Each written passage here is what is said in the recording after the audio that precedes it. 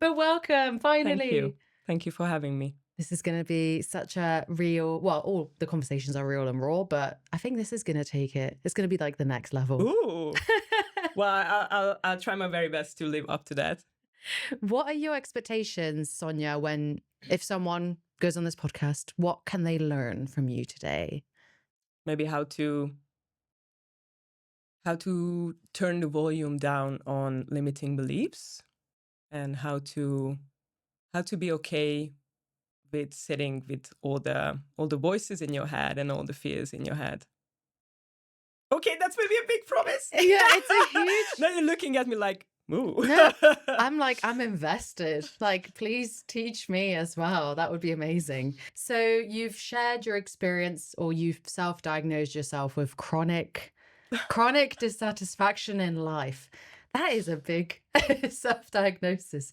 Even when everything looked perfect on paper, right? So why do you think many of us feel that way?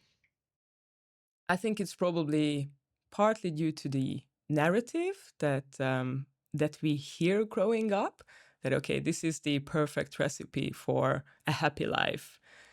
You finish university, you start your career in a corporate, you climb the ladder, or you switch jobs here and there, but you still make some progress, and then eventually you become a leader, a manager, and you have a job that pays the bills and allows you to take 2 holidays a year, and that's it. Yeah. And this is a narrative that I think doesn't really resonate with most of us. And we all find it a little bit challenging to break out of this or put it down, because it is not our narrative. It is not our story.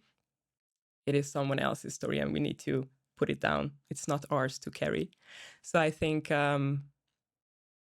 what I see from my coaching clients is that they have been living their lives in a way that they thought they were supposed to, because of the narratives that they heard from their parents or environment or whatever.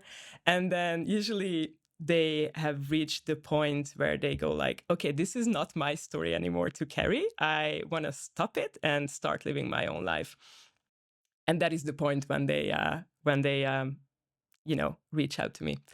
So I think essentially it's that, plus realizing that our values do not match the life that we lead. So there is a misalignment. I agree. And I feel like when you meet different people at networking events, or just in university, for example, or on social media, right? You just kind of think to yourself, because you have this narrative kind of embedded in your brain. I mean, I had it. I'd see people, especially women, who are successful, boss ladies, millionaires, working for themselves, saying no, having boundaries. And I was like, how? I'm like, how? I want that, but how? I don't know the path. I don't know how to get there. Yeah, it just makes you go down this horrendous rabbit hole of chronic dissatisfaction and feeling like, okay, unfortunately, I'm in my late 20s, 30s. This is it. This is what I've studied. I'm doing this job for years. Yeah.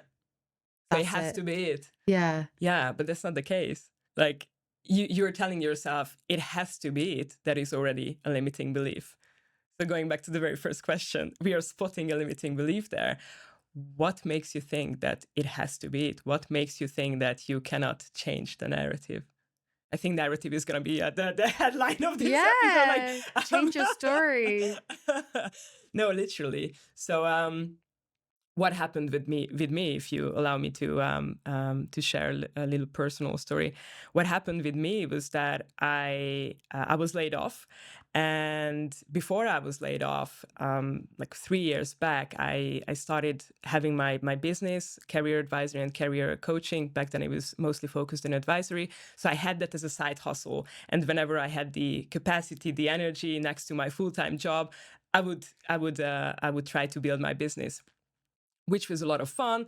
I obviously at one point reached the stage of like burning out a little bit. So then I decided to put it to rest, or just put it to the side for a bit. And then whenever my full-time job would allow me, I would pick it up again and I would work on it a little bit further. So the last year of my employment, it was it was very boring, and there was hiring freeze, and the company was going through some restructuring and reorganization and all that. So essentially, we didn't have money to do much, and then I started thinking, okay, maybe it's time for me to leave this comfort behind and start giving my business a real shot. Because when, if not now? But I have to be honest with you, or I want to be honest with you, I did not have the courage to step away from that comfort, because it is so nice to just have that stable income, to have that financial stability. I was in a permanent contract, so I was like, come what may, I'm gonna be fine, you know? Yeah. So I did not have the courage to say, no, I'm going to hand in my resignation, and then the next week I'm gonna go ahead and continue with my business. So the layoff had to happen, and when it happened, I had to take like half a year off. And I'm obviously very privileged and was very fortunate that I could do that. I had some savings. I got a severance package. So I was like, okay, I'm just going to take a couple of months or as much time as I need to do nothing and travel if that's what I want to do, or just deep clean my dishwasher if that's what I enjoy at the minute. So just like be. And that was a really tough challenge for me, because I didn't like to just be. I didn't know how to. And I definitely did not enjoy spending time with myself. After I did that, I felt that, okay, I'm feeling more and more motivated day by day to go back to work and do something that really interests me and energizes me. I started asking myself the question, do I want to go back to corporate? And the answer came, oh no. Oh no, hell no. And then the next day I would wake up and I would ask myself the question again. Okay, if I were to go back to corporate, I would probably do recruitment, right? Do I want to do recruitment? Oh no. Oh hell no. Okay. Another chance is that I would do something employer branding related. Do I want to do that? Well, no, still no. So after asking myself the same question, but like rephrasing it a little bit, day after day, I realized that every atom in my body was screaming, no, don't go back to corporate. It's not going to make you happy. It's not going to, it's not the path for you. Or if you want to stick to our word for this episode, it is not your narrative. So then I realized, oh, maybe I was living my life thinking that I needed to be a recruiter or needed to be an employer branding specialist. But actually, that was not my story. My story is being a career advisor and career coach. Yeah. I have no idea what the question was, but this is the answer. No, I mean, it is super, super scary, but taking a few steps forward is actually doing what you did, is in like silence, no distractions, no work that you can just be angry at or complain about. Like, sit with yourself for not a day. You did it for months. It was not fun. Yeah. What did you discover about yourself when you sat by yourself? Okay, before I answer the question, I want to share this story with you. So I think the most challenging bit of that half year of sitting with myself and with my feelings was going to a silent retreat. And honest to God, I have no idea why I thought it was gonna be fun. It was not fun. It was very far from fun. How long does it last? I mean, as long as you're willing to pay. To be fair, but I was there for 4 days. It was in Bali, obviously. Okay. So the environment was stunning. It was mind blowing. It's just very, very peaceful, very, very colorful. You're surrounded by these beautiful colors and plants and trees and animals. It's a very tranquil environment, right? So obviously, like, they have this retreat organized or structured in a way to facilitate that you have to be silent, and you have to be just, yeah, with yourself, and you just have to sort of have those inner dialogues in your head. But it was so hard. It was so hard. Like, I know that there are many movies and maybe even Instagram reels romanticizing the idea of how cool it is to do a silent retreat. I don't know. I don't know if I would voluntarily do it again. You've done it once. I've done it once, and I feel like I'm good for the upcoming 5 years. You know, like, Yeah. this is how many silent retreats I can take for now.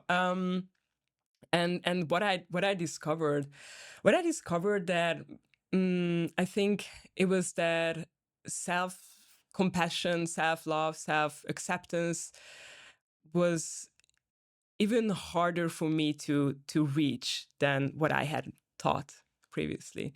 So yeah, I think that was my big revelation. And not only did you do Bali, but you did a psychedelic festival, which I think you have to expand because that sounds interesting and fun. Coaching, therapy, yoga, mountains of self-help books, which we're all guilty of this, right? Like Mhm. I think there's a whole bookshelf over there. I have Tony Robbins, I've got Stephen Bartlett, I've got Mo Gawdat. So what did you find out through the psychedelic festival, Bali, the silent retreat, self-help books? Like, what was the discovery in the end, if you came to it? Mm. Well, you know, it's nice that you added that last bit. I'm not sure if I've reached the end, and I'm not sure if I'm ever gonna reach the end. So obviously, it's a process.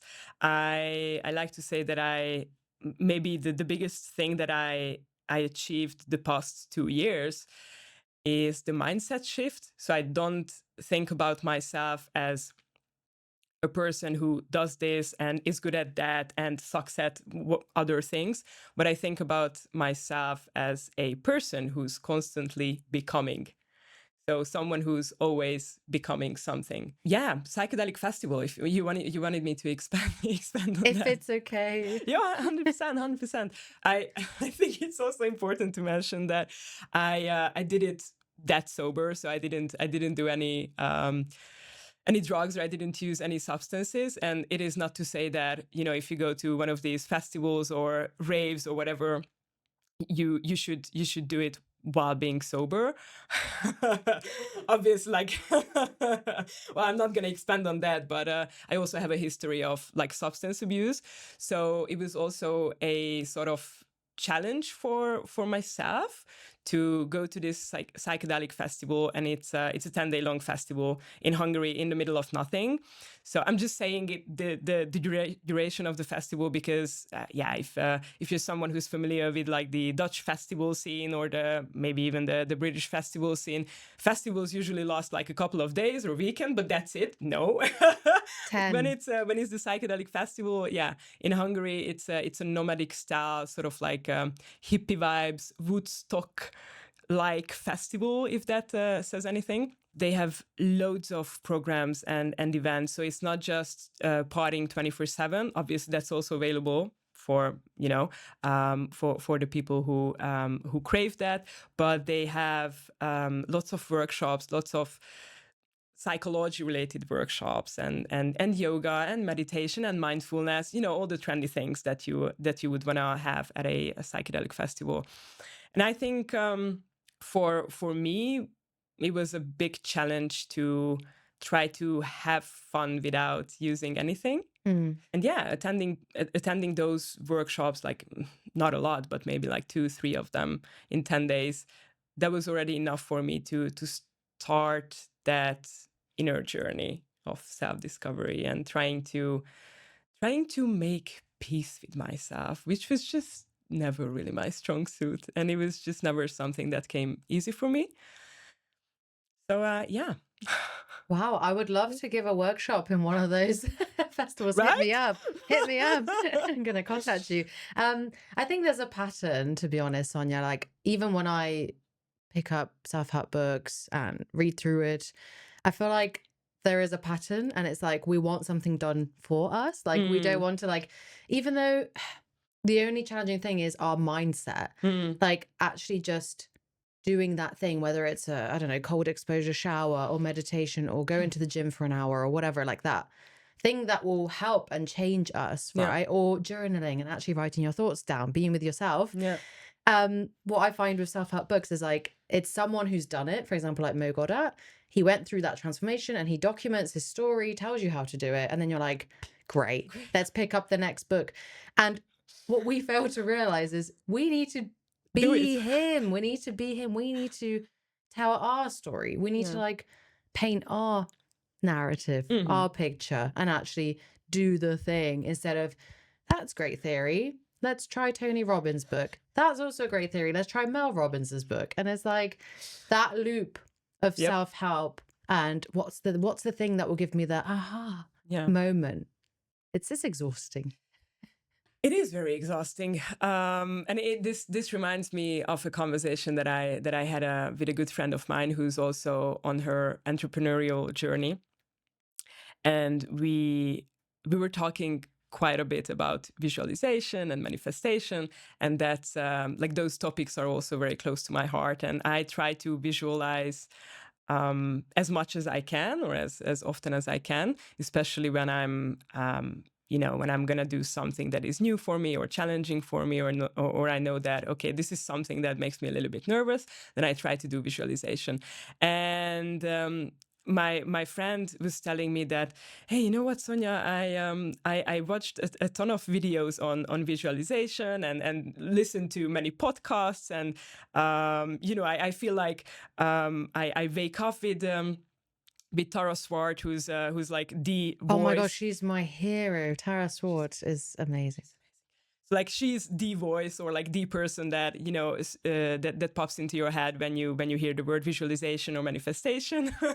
And so my friend was saying, I realized that it's not enough to just visualize the end goal, like the end state. You actually have to go into details and you have to visualize, like you have to really force yourself is maybe the wrong term, but like you have to try your very best to visualize the feelings that you're feeling in certain situations and like the teeny tiny details, because those are the things that will really make the difference.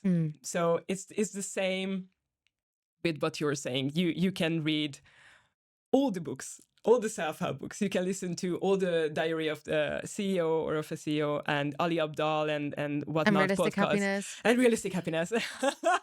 You can listen to all those podcasts and watch all those videos. Then you need to take the next step. So then you need to ask yourself the question, and now what? As we can see, Sonia, you deal with stuff with humor a lot. And one post that really stuck out to me was when you spoke about it was Mental Health Awareness Month or week. I don't know. Sometimes Oh, there's a day, yeah. sometimes there's a month. The government picks and chooses, right? And you spoke about I think it was your grandma, right? And your experience with antidepressants, which was really vulnerable, really raw. But you also like, yeah, you added some humor to it as well. I feel like that's your coping mechanism. How has humor helped you with dealing with life? I think that's the only way for me to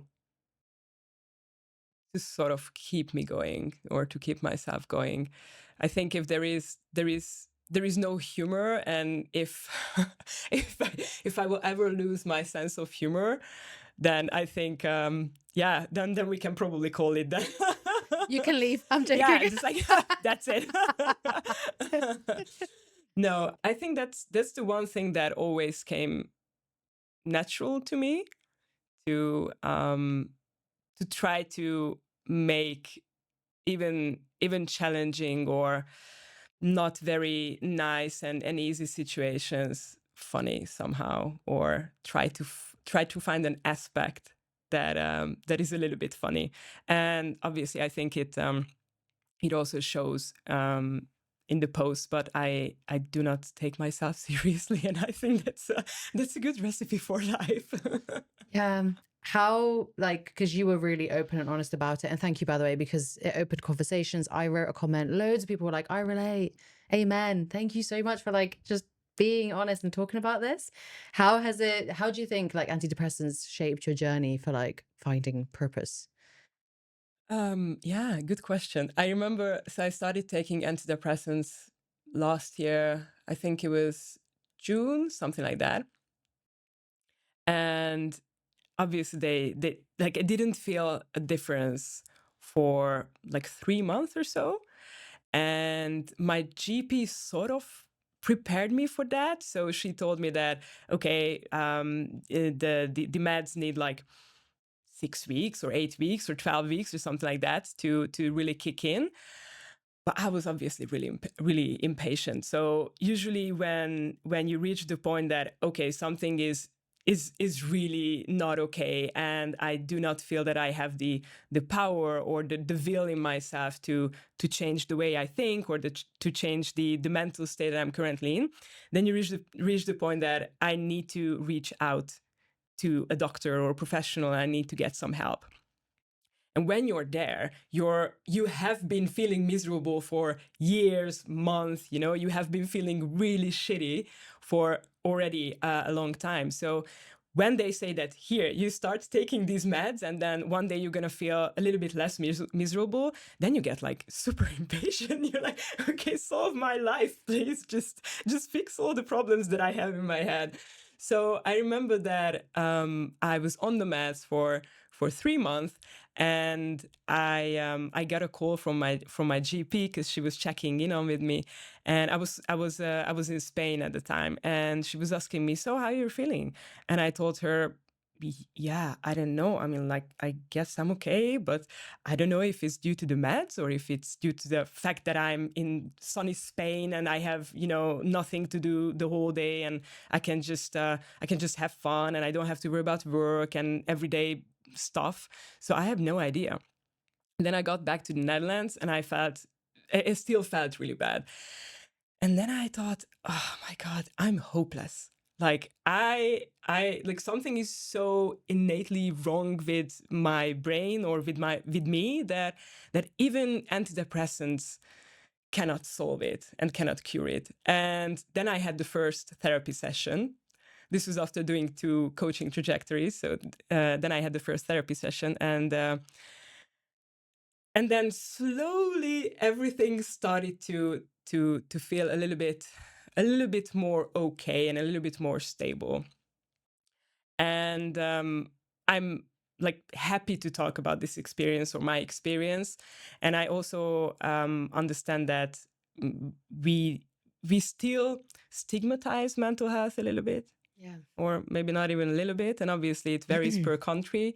And I think people living in the Netherlands, they're fortunate, because I know that here there is more platform, or there are more platforms, and there is more opportunity to talk about mental health, as opposed to, for instance, Hungary, where I come from.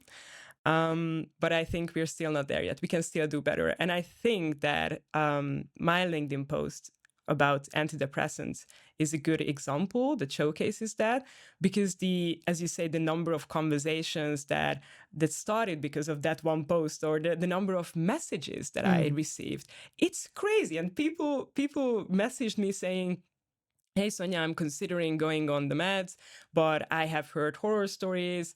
I don't know what to do, and I have some fears and some worries about going on the meds or being on the meds. So it's crazy. Like, obviously, this shows that we still don't know enough about the options that are out there, and we still don't talk enough or openly enough about these topics.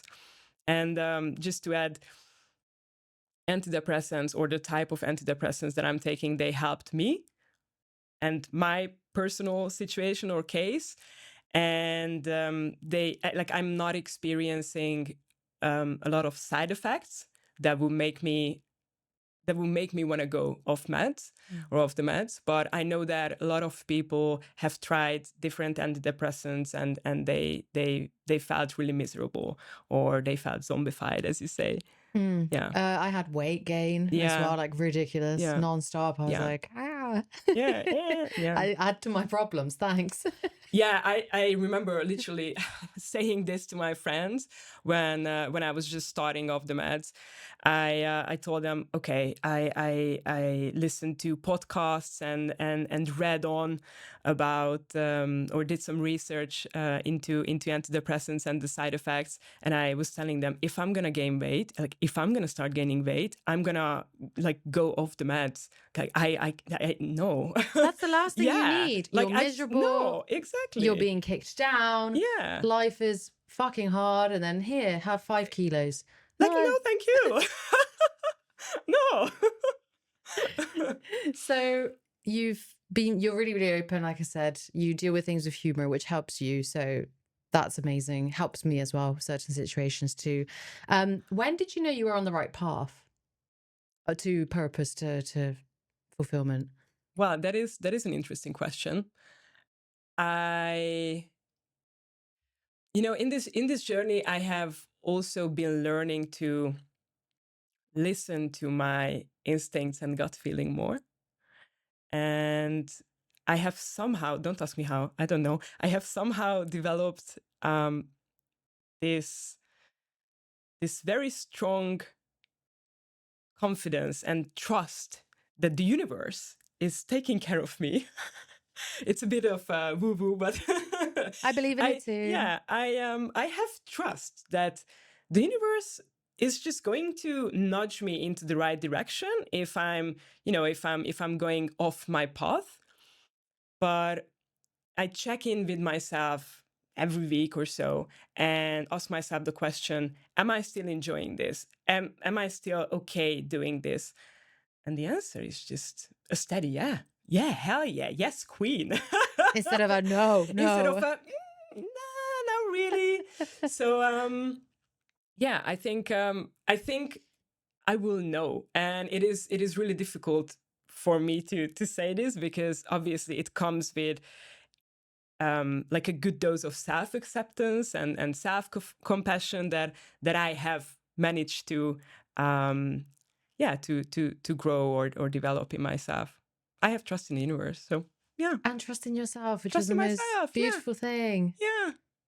Thank you. And it's like, yeah, people are still afraid, and I'm sure people will listen to this, your friends, your followers, my friends, my followers, and just be like, Sonia, I love everything you're saying. Queen, I wanna be on that path too. I wanna put down the self-help book. I don't want to go to Bali. I might cancel it. Like, what's the first step? Oh yeah, the $1 million question, isn't it? Sorry. um, so I'd say what helped me a lot and what seems to be working very well for my clients as well is grabbing a pen and a piece of paper and start writing things down. So I don't think that I'm gonna be able to reveal any big secrets or let you in on like anything any mystery or anything new really. It's just that you have to take these thoughts and voices that are keeping you busy in your head and you have to put them down on paper, because two things happen when you start like writing things down. One is that it's out of your system, so suddenly it becomes more real, Mm. doesn't it? And two, then if you have everything on paper, then you can start creating a plan. And then you can start thinking about like, okay, I just wrote down that I am not happy in my current role. That's like step zero or step one. Step two, why am I not happy? And then literally, rather than trying to solve your entire life or the big questions in your life in your head, start writing them down. So I'd say that's the first step.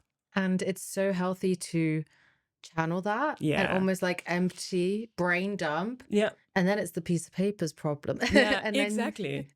and you're very intentional about what you write, Mm. because when you're thinking, you can have 1,000 thoughts a second and it's like cloudy and it's like trying to silence his Yeah, voices. Whilst when you focus, your hand cannot keep up with that, right? So you're very exactly. intentional about what you write as well. And I need to get back on journaling, Sonia. Thank you so much. Because you're like the fourth person that I heard this week, like, please write shit down. Just write stuff Just write down. it down. To be fair, I love writing, but I don't journal. So what I did and what I still do is creating vision boards. I'm a very visual I person. love them. They're life changing. Mm. So journaling is not the thing that I can keep doing continuously. I think it's also partly due to my personality. So I start something, I'm super excited about that thing for 2 days, and then I completely forget about it. So Exactly. yeah. So I did journaling for like a week, and then I was telling literally every single person I talked to about me starting journaling, and I was like, yeah, finally I started journaling. Yeah, I'm so proud of myself. I started journaling, and 1 week later I was like, journaling? What's journaling? Like, I never did that. So I think that you obviously need to experiment, and this is such an overlooked thing, experimenting. Like, you need to experiment with what works for you. Maybe it's journaling. Maybe it's not journaling. Maybe it's just sitting your ass down once every month and writing stuff down. Maybe it's a vision board. Mm. Maybe it's going on a podcast. I don't know. Maybe you can contact us if you feel like that's an outlet. A few things popped in mind as well with that, because we recently, me and Jamie, went to a Ryan. Do you know Ryan Holiday? He's like a stoicism lecturer. We paid to go to a lecture. It doesn't sound fun, but hell, it was sounds great. fun. It was really, really good. And he mentioned he journals every single day. It's like his non-negotiable. Helps him with, like, for example, his son was being really difficult when he was traveling, so he wrote it down, and then, it makes you realize he's just a kid.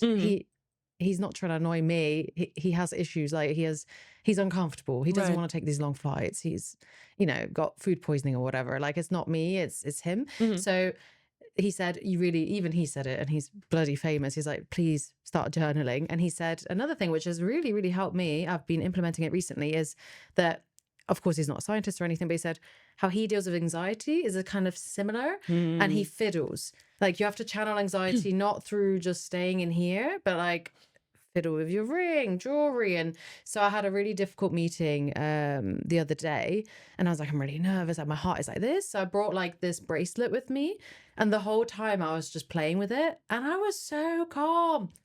I was like, this shit works. It was so simple. I probably looked insane, just like a witch, like, oh, playing with this gold bracelet in my hand. But it really helped. Like, it just helps to like physically move things, Yeah. because otherwise, I feel like Tara Swart says as well, right? Like, with cortisol and stress and anxiety, it's been proven that like sweating it out, like, it actually comes out of your pores. Yep. So sauna, running, sauna bouts, whatever it is, wearing too many clothes like I'm doing today, and it's too warm, it just helps with, you have to just push it out. You just have to push it It's out. not helpful keeping it in here, unfortunately.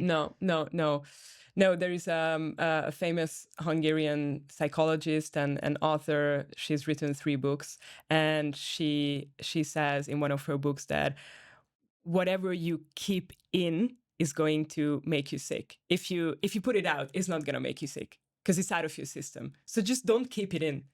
Obviously, like talk therapy or journaling or like vision board, like they are all fantastic outlets, as you say. And fiddling, I can confirm that also. That's like, this is just something that I do, that I started doing when I was a kid. And I thought like, okay, I'm probably just like undiagnosed, and I have ADHD as well. I've got a Rubik's Cube next to my laptop, and I just always fiddle. I have to have something in my hand. And I also started doodling. So you were talking about going to a lecture in your 30s. Wow. Here is the thing. You can apparently also start doodling when you're in your 30s, and it's okay. Yeah. So yeah, literally when I'm listening to a podcast, watching a video, watching TV, and I don't want to be on my phone or like on my laptop at the same time, because that's also something that I'm guilty of. I grab my little like sketching book, and I start doodling, and it's calming.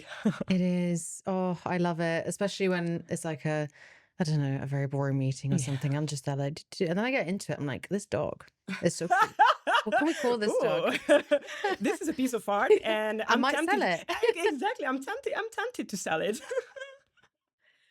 Something else you mentioned as well, which I find really, really interesting, is that do you help millennials in particular? Is that your thing? Or you help everyone, but like millennials tend to be the ones who gravitate towards you? Yeah, I think the latter. So if someone who's like not officially a millennial, or maybe they are from another generation like Gen Z or Boomer, I'm obviously not gonna turn them away and tell them like, well, actually, this is how I position myself, and this is what's on my LinkedIn banner. So sorry, but I can't help you.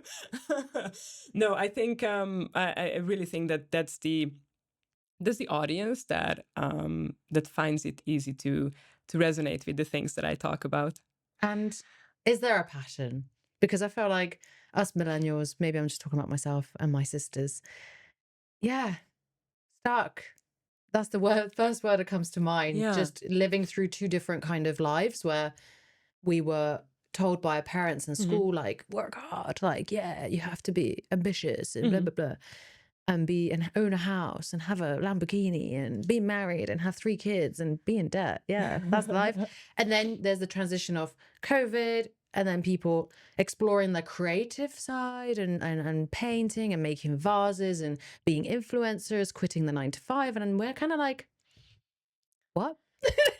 That kind of, yeah, dilemma within ourselves. Yeah. Like, oh shit. And then you might even feel even more stuck when you see that, okay, well, this is the 95, that's the narrative, right, that I was told or I was shown, and then I'm not entirely satisfied or happy with that. Then you go into social media and then you see like, oh well, actually I can also meditate and like meditate my way out of this, or do like arts and crafts, or do clay work or whatever, or become a yoga instructor. And then you really feel stuck, like, okay, 9 to 5, this is no for me, this is not the path. And then you see this could be a path, but is there really something there that I want to explore, or do I just like the way it looks on Instagram? Yeah. And then you really feel like, well, the hole that you've been in is just very deep, and it's getting deeper and deeper. So to address your question, is there a passion? I say there is purpose, but I think that people have been thinking, or not, don't want to generalize, like maybe some people have been thinking about the word purpose in the wrong way. I personally do not believe that everyone has one purpose in life. I don't think that I have one purpose in life. Like, listen, don't get me wrong, I love what I'm doing, but I don't think that I was put on planet Earth to do career coaching and career advising only. It's part of it. It's part of it for now. But maybe if you're talking, in 5 years, I'm gonna be doing something completely different. It's possible. I think that purpose is something that can help you, or that makes you feel energized and that makes you feel fulfilled. Maybe it's the podcast for you. Maybe for other listeners, it's just a project that they do outside of work. It doesn't have to be the work that you do. Like, you can have purpose in your life that is not literally the work that you do in 40 hours a week. And that purpose is something that can change. So for instance, for now, for me, it is career advising, career coaching, building my own business, because it's fun and I like it and it's challenging, and I get to do my own stuff, which is just very liberating. But maybe, as I say, like in a couple of years, I'm gonna be a mom, and I'm pretty sure that in the month and first couple of years of being a mom or becoming a mom, that's gonna be something that's going to be a bigger purpose in my life than having my own business. So I think purpose is something that you can have, and something that can change over time. Thank you. Yeah, I agree. You can have more than one hobby. Yeah. We're so complex. Yeah. We're not one dimensional. Like, even my cat has multiple things that he enjoys. He likes to eat, sleep, play, climb, watch birds. He has many hobbies and he's a cat. He has a brain of a 2-year-old. So imagine us, we can have Yeah. more than one purpose and more than one hobby. And I can totally relate about being on Instagram and like Pinterest and like, oh, that life looks good. Like Mhm. I want that. But again, it's the same thing as the self-help books. Like you're observing Mhm. and you're like, I could do that. That looks easy. All right, go do it then. Yeah, go It's on the then. experimentation, like you said. It's the actual like take that step then. Like try it outside of your job. Do it on a weekend or on a break or Yeah. whatever.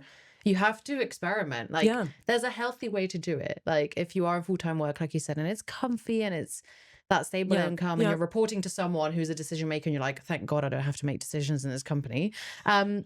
You can like there is loads of time outside of work. Yeah, yes and no. I think it differs. Like every case differs from one another. So in my experience, like I was lucky enough to have quite laid back manager, and yeah, I was also doing a job that wasn't like super demanding, right? So yeah, I felt like at times I had the capacity to brain power to work on my business after I was I was finished with my full-time job, with my employed job. So yeah, I think there can also be situations when someone feels like they want to have a side hustle, but their job is just so demanding and so tiring that they do not feel like they have the energy or they have the capacity for that. That's also valid. Then I think a good approach there could be reducing working hours if that's an option. Yeah. Yeah. Yeah. Yeah. And especially if you've got a permanent contract or a valuable person within the team, Yeah. I don't think companies like why would they say no? That would Yeah. be ridiculous. You're already there, you have the experience. Yeah, especially in the Netherlands. I think the part-time work culture is getting better and better in the Netherlands. I love that you said better. Yeah, better. Like It's like, bigger, better. yeah, yeah, Companies are hearing.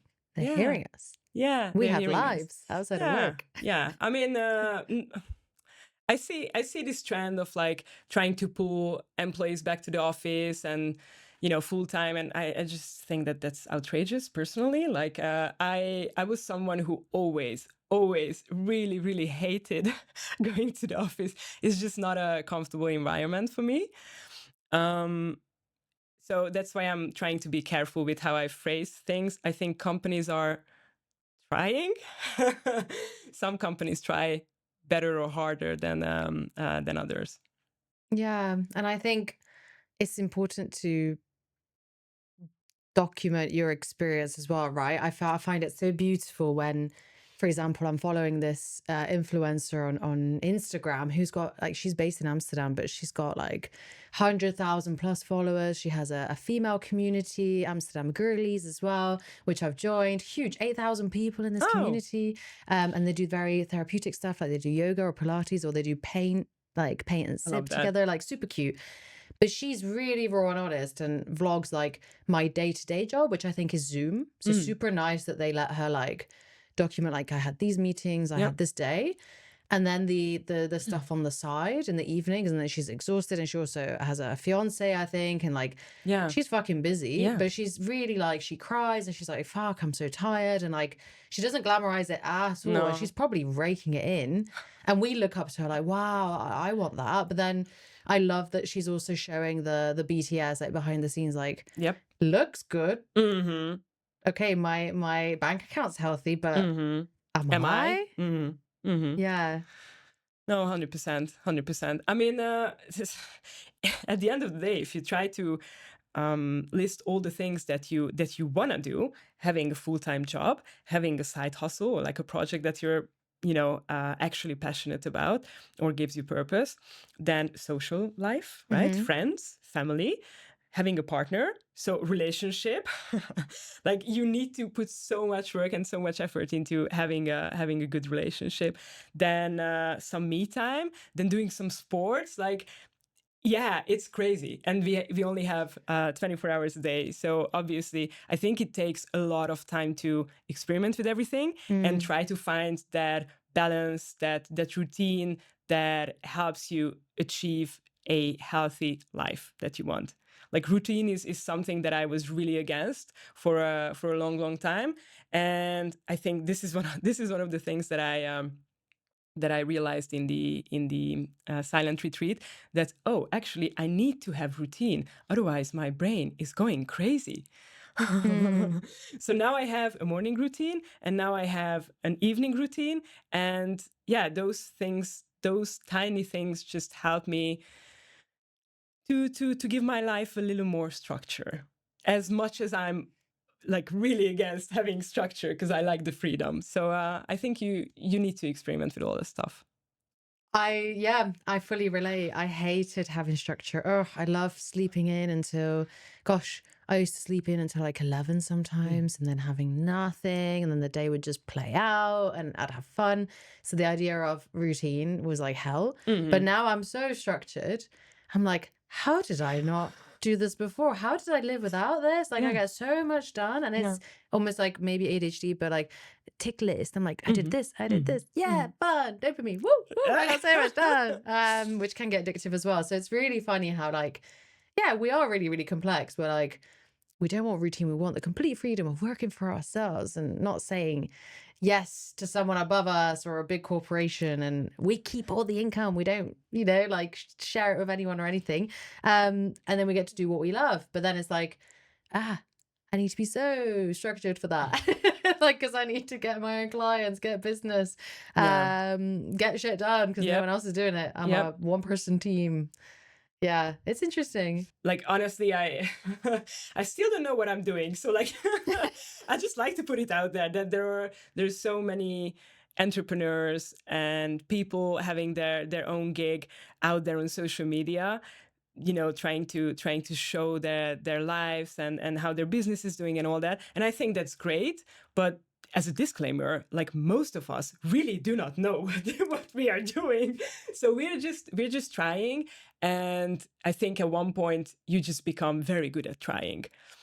So yeah, I think that's the quote: narrative and really good at trying just and really good at trying. experimentation. I Yeah. think one of my final questions, Sonia, do you feel like you are chronically dissatisfied with life now?